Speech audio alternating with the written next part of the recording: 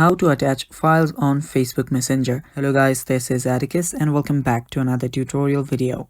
In today's video, I'll teach you guys how you can attach files on Facebook Messenger. So without any further ado, let's dive right into it. So the first step is, of course, open up your Messenger app.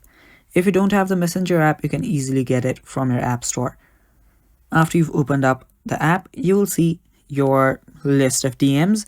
Now you can head over to whichever you want to send the file at. Now after you're here, you'll see your text area.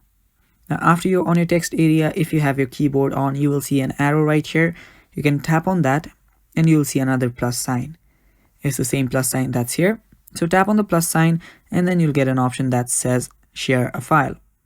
Tap on share a file and then your folders app or your files app will open up. Now if you want to share a file, select the file, and after you select the file, you can tap on open. After you tap on open, that very file will get attached and sent to your Messenger friends. And that is how you can attach a file on Facebook Messenger. Thanks for watching guys. That is basically all for today's video. Stay tuned for more and bye bye. Take care.